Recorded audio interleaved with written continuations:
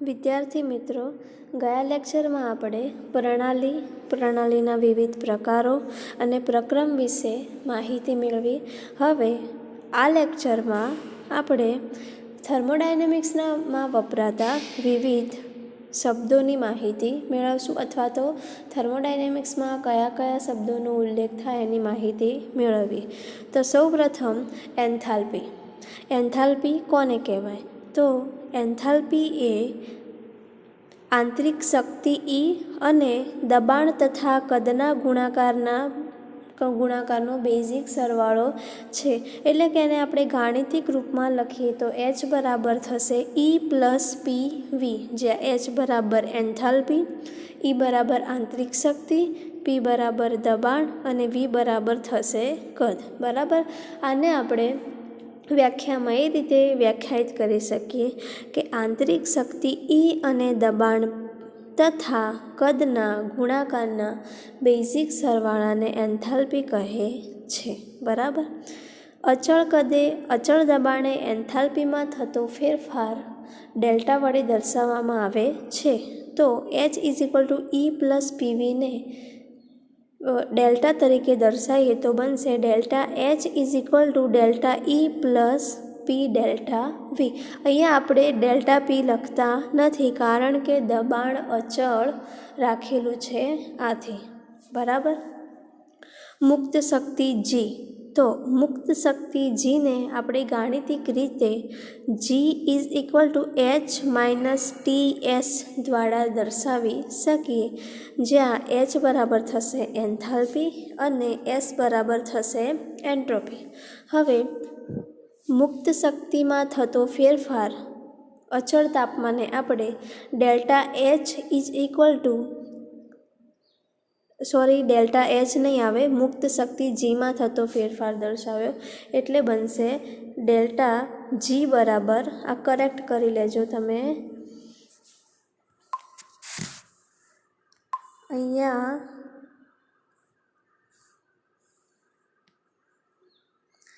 અહીંયા શું થશે? અહીંયા આવશે delta G delta H minus T delta S. આ થશે અહીંયા ડેલ્ટા G આવશે. બરાબર, તો delta G delta H minus T delta S. Printing mistake છે, ધ્યાન રાખવું. અહીંયા આપણે મુક્ત શક્તિમાં થતો ફેરફાર શેના વડે દર્શાવે છે? અચળ તાપમાને. બરાબર, હવે બીજું આવશે મહત્તમ કાર્ય વિધેય A. તો મહત્તમ કાર્ય વિધેય A ને આપણે ગાણિતિક રીતે A E માઇનસ TS દ્વારા દર્શાવી શકીએ, જ્યાં A બરાબર થશે કાર્ય વિધેય, T બરાબર થશે તાપમાન અને E બરાબર થશે આંતરિક શક્તિ અને S બરાબર થશે એન્ટ્રોપી. બરાબર, મહત્તમ કાર્ય વિધેયમાં થતો ફેરફાર અચળ તાપમાને આપણે delta A delta E minus T delta S દ્વારા દર્શાવી શકીએ. બરાબર, તો આપણે અત્યારે માહિતી લીધી એન્થાલ્પી, મુક્ત શક્તિ અને મહત્તમ કાર્ય વિધેય. આપણે થર્મોડાયનેમિક્સના ચેપ્ટરમાં આ શબ્દોનો વારંવાર ઉલ્લેખ કરવામાં આવે છે, તો આની વ્યાખ્યા તમારે યાદ કરી લેવી. એક્ઝામમાં MCQમાં અથવા તો 1 માર્ક્સના શોર્ટ ક્વેશ્ચનમાં એની વ્યાખ્યા પૂછાશે. બરાબર, હવે આવશે ઉષ્મા અને કાર્ય, હીટ એન્ડ વર્ક. તો આપેલી સાદી યાંત્રિક પ્રણાલી ઉપર કરવામાં આવેલું કાર્ય પ્રણાલીની શક્તિમાં ફેરફાર કરે છે. કોઈ પણ યાંત્રિક પ્રણાલી હોય એની ઉપર આપણે જો કાર્ય કરીએ તો એ પ્રણાલીની શક્તિમાં શું કરશે? ફેરફાર કરશે. તેથી કાર્યને પ્રણાલીની શક્તિમાં ફેરફાર કરનાર સાધન તરીકે વર્ણવી શકાય છે. બરાબર, કાર્યને પ્રણાલીની શક્તિમાં ફેરફાર કરનાર સાધન કે રીત તરીકે વર્ણવી શકાય છે. અર્થાત ફેરફાર કેવી રીતે થયો છે તેની ઉપર કાર્ય આધારિત છે. બરાબર, પરિણામે કાર્ય સ્થિતિ વિધેય નથી કારણ કે તે પ્રણાલીની બે સ્થિતિ વચ્ચેનો માર્ગ ઉપર આધારિત છે.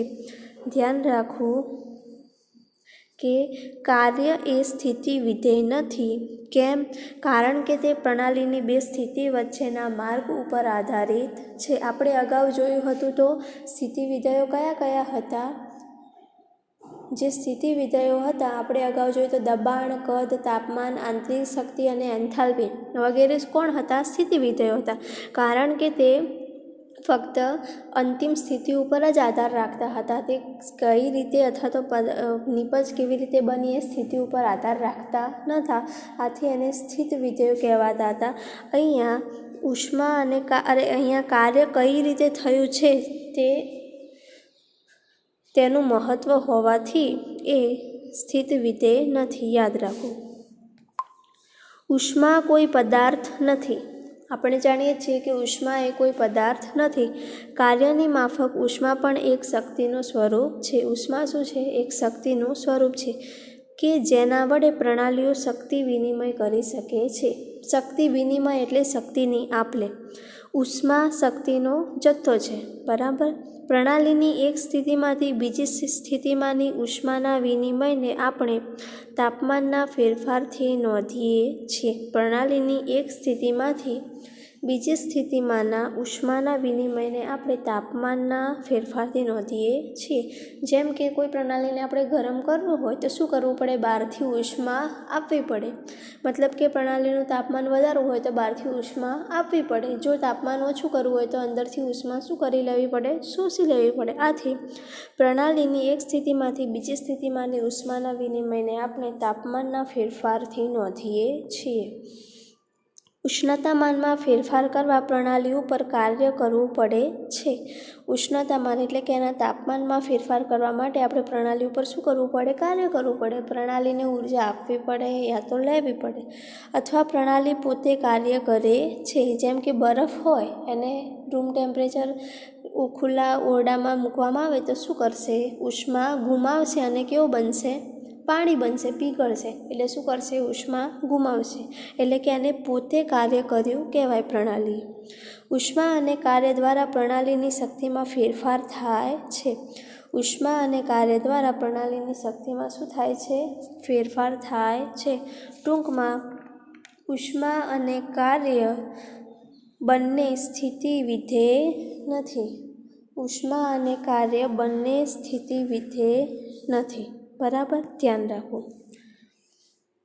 હવે આવશે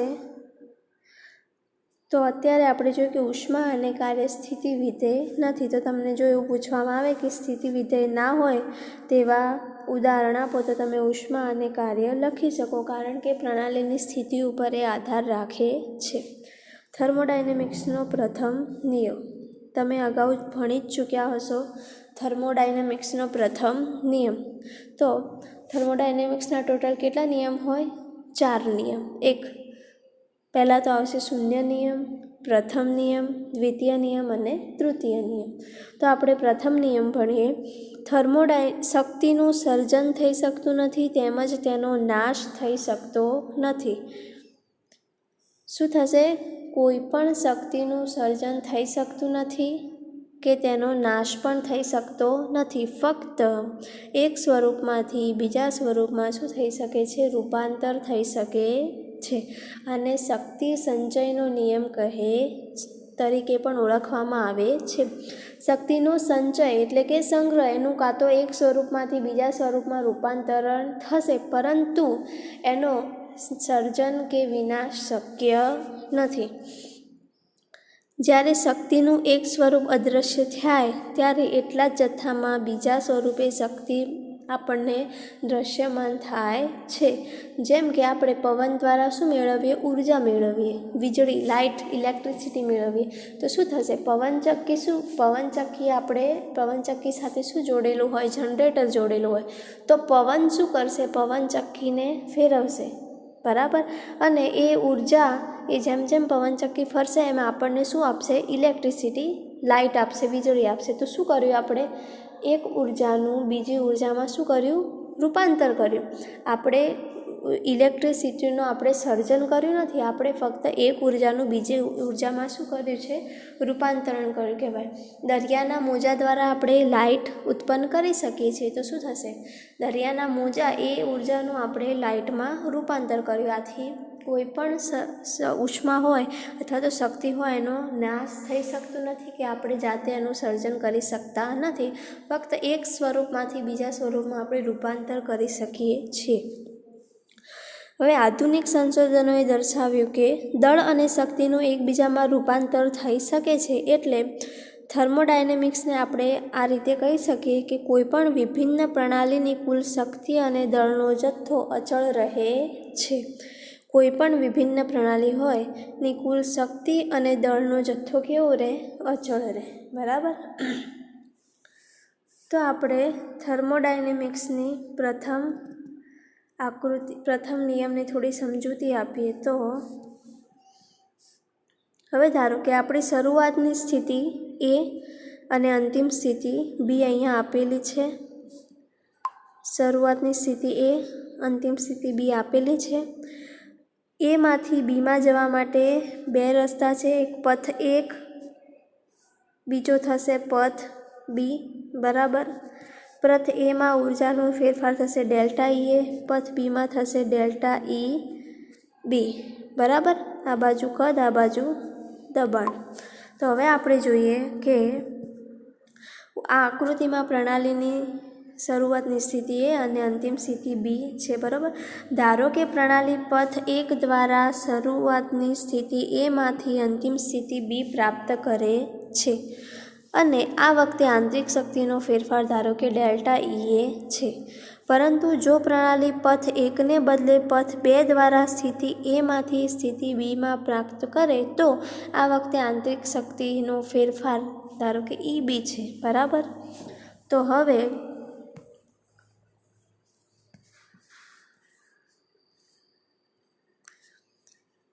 આપણે જાણીએ છીએ કે પ્રણાલીની આંતરિક શક્તિ એ સ્થિતિ વિધેય છે અને તે પ્રણાલીના પથ ઉપર આધારિત નથી. આપણે જાણીએ છીએ કે આંતરિક શક્તિ સ્થિતિ વિધેય છે તે પ્રણાલીના પથ ઉપર આધારિત નથી, પરંતુ તે ફક્ત પ્રણાલીની શરૂઆતની સ્થિતિ અને અંતિમ સ્થિતિ ઉપર જ આધાર રાખે છે.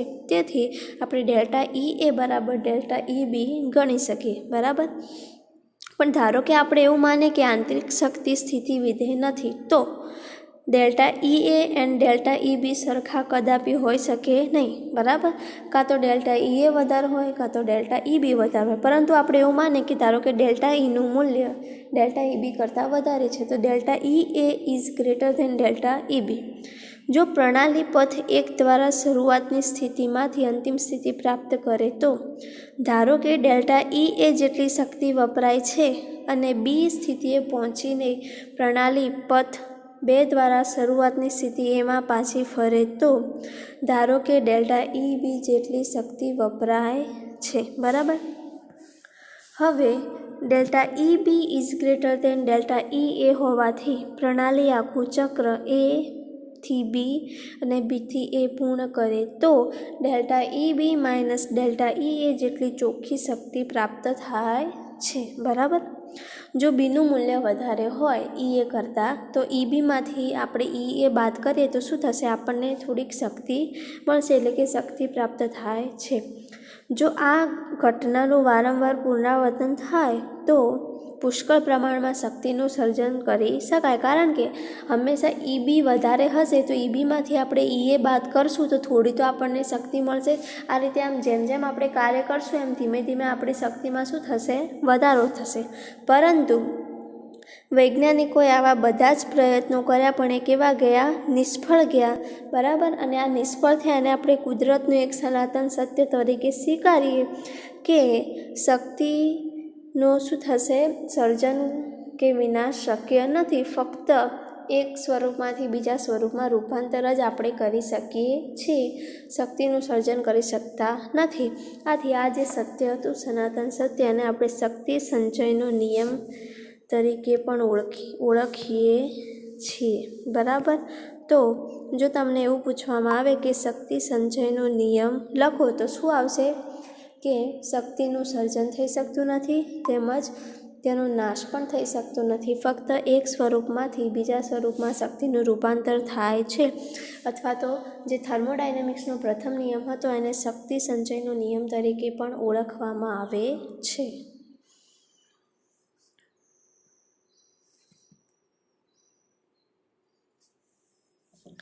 આમ શક્તિનું સર્જન કે નાશ શક્ય નથી. શક્તિનો જથ્થો નિયત રહે છે અને એક પ્રકારની શક્તિનું બીજા પ્રકારની શક્તિમાં રૂપાંતર થઈ શકે છે. બરાબર. આમ ડેલ્ટા ઈ એ કરતાં ડેલ્ટા ઈ બી વધુ હોઈ શકે નહીં. બંનેનું મૂલ્ય કેવું હોય? સરખું જ હોય. પ્રથમ નિયમના આપણે જુદા જુદા વિધાનો નીચે મુજબ થશે. તો શક્તિનું મૌલિક સર્જન કે વિનાશ થઈ શકશે નહીં. બરાબર. શક્તિનું આપણે જાતે સર્જન કે વિનાશ કરી શકશું નહીં. વૈજ્ઞાનિક ક્લોસિયસના મત અનુસાર વિભિન્ન પ્રણાલીની શક્તિ અચળ રહે છે, જો કે તેનું એક સ્વરૂપમાંથી બીજા સ્વરૂપમાં સમતુલ્ય પ્રમાણમાં રૂપાંતર થઈ શકે છે. ક્લોસિયસે એવું કીધું કે વિભિન્ન પ્રણાલીની શક્તિ કેવી, જે તે પ્રણાલીની શક્તિ કેવી હશે? અચળ રહેશે. તેનું એક સ્વરૂપમાંથી બીજા સ્વરૂપમાં રૂપાંતર થઈ શકશે. એટલે કે જેટલું આ પહેલા સ્વરૂપમાં હતી એટલી જ શક્તિનું બીજા સ્વરૂપમાં શું થશે? રૂપાંતર થઈ શકશે. જો શક્તિનું એક સ્વરૂપ અદૃશ્ય થાય તો શક્તિનું બીજું સ્વરૂપ સમતુલ્ય પ્રમાણમાં દૃશ્યમાન થાય છે. એટલે કે કોઈ એક પ્રકારની શક્તિ હતી, પવન ઉર્જામાંથી પવન ઉર્જા અદૃશ્ય થશે તો આપણને શું મળશે? ઇલેક્ટ્રિસિટી, લાઇટ મળશે. એમ જો શક્તિનું એક સ્વરૂપ અદૃશ્ય થશે તો શક્તિનું બીજું સ્વરૂપ સમતુલ્ય પ્રમાણમાં દૃશ્યમાન થાય છે. શક્તિનો ખર્ચ કર્યા સિવાય કાર્ય કરી શકે તેવા યંત્રની રચના કરવી કદાપી શક્ય નથી. બરાબર. તો કોઈ પણ આપણે યંત્ર બનાવીશું, અત્યાર સુધી જે પણ યંત્ર અવેલેબલ હોય એ બધા જ યંત્રને આપણે ચલાવવા માટે શું કરવું પડશે? કોઈના કોઈ રૂપે આપણે શક્તિનો શું કરવો પડશે? ખર્ચ કરવો પડશે. જેમ કે કોઈ પણ ઇન્સ્ટ્રુમેન્ટ ચલાવવું હોય, કોઈ મશીન ચલાવવું હોય તો આપણે ઇલેક્ટ્રિસિટીનો યુઝ કરવો પડે. કોઈ પેટ્રોલ વડે ચાલતું હોય, કોઈ ડીઝલ વડે ચાલતું હશે. આપણે જે પણ મોટરસાઇકલને બધું ચલાવીએ એમાં એન્જિન હોય, શું કરે? એક શક્તિનું બીજા શક્તિમાં રૂપાંતર કરશે. ડાયનેમો હોય તો એને ચલાવવા માટે આપણે શું જોઈશે? આપણે ઈંધણ જોઈએ. બરાબર. તો એક શક્તિમાંથી બીજી શક્તિમાં આપણે રૂપાંતર કરવું હશે તો આપણે શું કરવું પડશે? શક્તિનો ખર્ચ કરવો પડશે. ન્યુક્લિયર રિએક્ટર હોય તો આપણે એમાં શું કરવું પડશે? યુરેનિયમ જેવા રેડિયો એક્ટિવ તત્વોનો ઉપયોગ કરી અને એમાંથી આપણે શું મેળવીએ? ઉર્જા મેળવીએ. ખનિજ કોલસામાંથી ઉર્જા મેળવીએ. તો આપણે કોઈના કોઈ રૂપે, ઇલેક્ટ્રિસિટી રૂપે, કોલસા રૂપે, યુરેનિયમ રૂપે આપણે શું કરવું પડશે? ઉર્જાનો ખર્ચ કરવો પડશે. તો જ આપણે બીજી ઉર્જા મેળવી શકીશું. આધુનિક સંશોધનોએ દર્શાવ્યું છે કે દળ અને શક્તિનું એકબીજામાં રૂપાંતર થઈ શકે છે. આથી કહી શકાય કે વિભિન્ન પ્રણાલીની કુલ શક્તિ તથા દળનો જથ્થો અચળ રહે છે. આધુનિક સંશોધનોએ દર્શાવ્યું કે દળ અને શક્તિનું એકબીજામાં રૂપાંતર થઈ શકે છે. આથી આપણે એવું કહી શકીએ કે વિભિન્ન પ્રણાલીની કુલ શક્તિ તથા દળનો જથ્થો અચળ રહે છે. બરાબર. તો આ આપણે જોયો થર્મોડાયનેમિક્સનો પ્રથમ નિયમ. બરાબર. હવે આપણે ફરીથી રિપીટ કરી લઈએ. આ લેક્ચરમાં આપણે શું શું ભણ્યા. તો સૌપ્રથમ આપણે એન્થાલ્પી વિશે માહિતી મેળવી કે એન્થાલ્પી કોને કહેવાશે? તો આંતરિક શક્તિ અને દબાણ તથા કદના ગુણાકારના બેઝિક સરવાળાને આપણે એન્થાલ્પી કહીશું. મુક્ત શક્તિની માહિતી મેળવી. તો મુક્ત શક્તિ કોને કહેવાશે? તો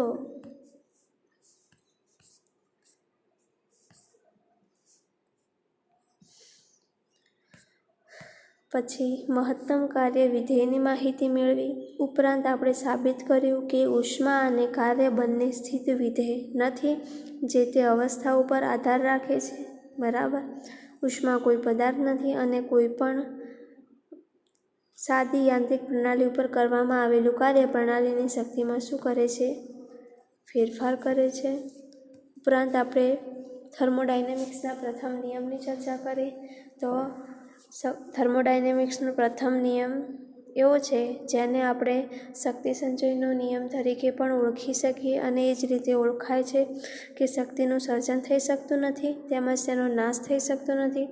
એક સ્વરૂપમાંથી બીજા સ્વરૂપમાં તેનું પરિવર્તન થાય છે અને આપણે શક્તિ સંચયના નિયમ તરીકે પણ ઓળખી શકીએ છીએ. હવે આપણે થર્મોડાયનેમિક્સના પ્રથમ નિયમનું ગાણિતિક સ્વરૂપ અને તેની ઉપયોગિતા અને મર્યાદાઓ નેક્સ્ટ લેક્ચરમાં આપણે જોઈશું.